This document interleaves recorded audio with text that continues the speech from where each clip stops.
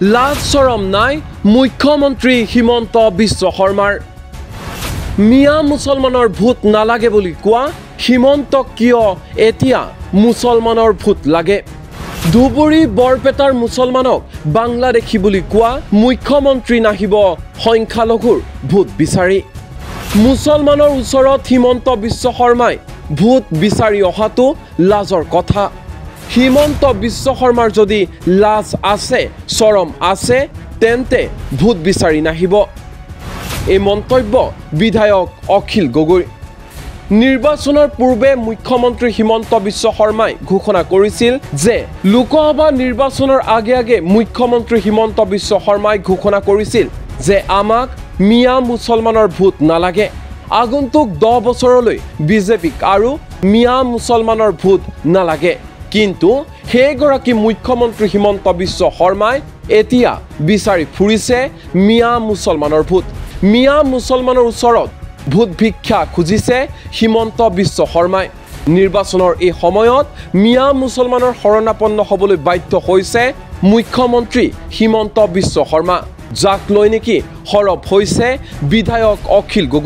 অখিল গগৈয়ে কতো সমালোচনা কৰিলে ৰাজ্যৰ মুখ্যমন্ত্ৰী হিমন্ত বিশ্ব শৰ্মাক কি কৈছে অখিল গগৈয়ে শুনোৱা হওক যে হিমন্ত বিশ্ব শৰ্মাই কৈ আছিলে যে ধুবুৰী বৰপেটা আৰু গোৱালপাৰা এই তিনিখন ঠাইলৈ আহিলে তেখেতৰ অসমত থকা যেন নালাগে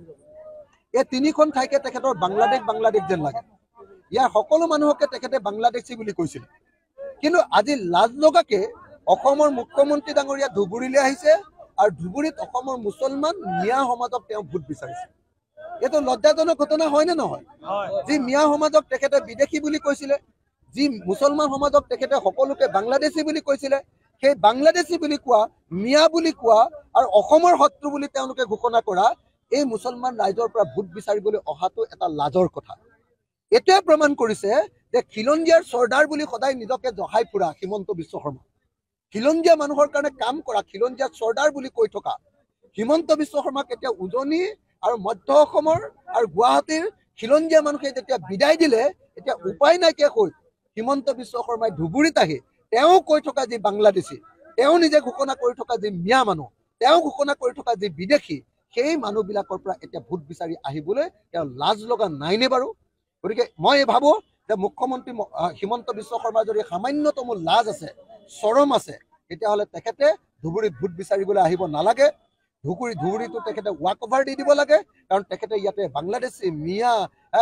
বিদেশী থাকে বুলি তেখেতে সদায় কৈ আহিছে গতিকে অসমৰ মুখ্যমন্ত্ৰীক মই সেইকাৰণে আহ্বান জনাইছো যদি আপোনাৰ সঁচাকৈ সৎ সাহস আছে যদিহে আপুনি সঁচাকৈ খিলঞ্জীয়াৰ চৰ্দাৰ বুলি নিজকে ভাবে যদিহে আপোনাক বাংলাদেশী বিদেশী মিয়াৰ ভোট নালাগে বুলি আপুনি যে কৈ থাকে সেই কথাটো যদি সঁচাকৈ কৈছে তেতিয়াহ'লে আপুনি ধুবুৰী বৰপেটা গোৱালপাৰা য'ত আপুনি কৈছিলে যে ইয়াত অসমীয়া মানুহ নাথাকে এই অঞ্চলত ভোট বিচাৰি নাহিব আপুনি লাজ পাব লাগে ইয়াত ভোট বিচাৰি যে হিমন্ত বিশ্ব শৰ্মাই কৈ আছিলে যে ধুবুৰী বৰপেটা আৰু গোৱালপাৰা এই তিনিখন ঠাইলৈ আহিলে তেখেতৰ অসমত থকা যেন নালাগে এই তিনিখন ঠাইকে তেখেতৰ বাংলাদেশ যেন লাগে ইয়াৰ সকলো মানুহকে তেখেতে বাংলাদেশী বুলি কৈছিল কিন্তু আজি লাজ লগাকে অসমৰ মুখ্যমন্ত্ৰী ডাঙৰীয়া ধুবুৰীলৈ আহিছে আৰু ধুবুৰীত অসমৰ মুছলমান মিয়া সমাজক তেওঁ ভোট বিচাৰিছে এইটো লজ্জাজনক ঘটনা হয়নে নহয় যি মিয়া সমাজক তেখেতে বিদেশী বুলি কৈছিলে যি মুছলমান সমাজক তেখেতে সকলোকে বাংলাদেশী বুলি কৈছিলে সেই বাংলাদেশী বুলি কোৱা মিয়া বুলি কোৱা আৰু অসমৰ শত্ৰু বুলি তেওঁলোকে ঘোষণা কৰা এই মুছলমান ৰাইজৰ পৰা ভোট বিচাৰিবলৈ অহাটো এটা লাজৰ কথা এটোৱে প্ৰমাণ কৰিছে যে খিলঞ্জীয়াৰ চৰ্দাৰ বুলি সদায় নিজকে জহাই ফুৰা হিমন্ত বিশ্ব শৰ্মা খিলঞ্জীয়া মানুহৰ কাৰণে কাম কৰা খিলঞ্জীয়া চৰ্দাৰ বুলি কৈ থকা হিমন্ত বিশ্ব শৰ্মাক এতিয়া উজনি আৰু মধ্য অসমৰ আৰু গুৱাহাটীৰ খিলঞ্জীয়া মানুহে যেতিয়া বিদায় দিলে এতিয়া উপায় নাইকিয়া হৈ হিমন্ত বিশ্ব শৰ্মাই ধুবুৰীত আহি তেওঁ কৈ থকা যি বাংলাদেশী তেওঁ নিজে ঘোষণা কৰি থকা যি মিয়া মানুহ তেওঁ ঘোষণা কৰি থকা যি বিদেশী সেই মানুহবিলাকৰ পৰা এতিয়া ভোট বিচাৰি আহিবলৈ তেওঁ লাজ লগা নাইনে বাৰু গতিকে মই ভাবো যে মুখ্যমন্ত্ৰী হিমন্ত বিশ্ব শৰ্মাৰ যদি সামান্যতম লাজ আছে চৰম আছে তেতিয়াহ'লে তেখেতে ধুবুৰীত ভোট বিচাৰিবলৈ আহিব নালাগে ধুবুৰীটো তেখেতে ৱাক অভাৰ দি দিব লাগে কাৰণ তেখেতে ইয়াতে বাংলাদেশী মিয়া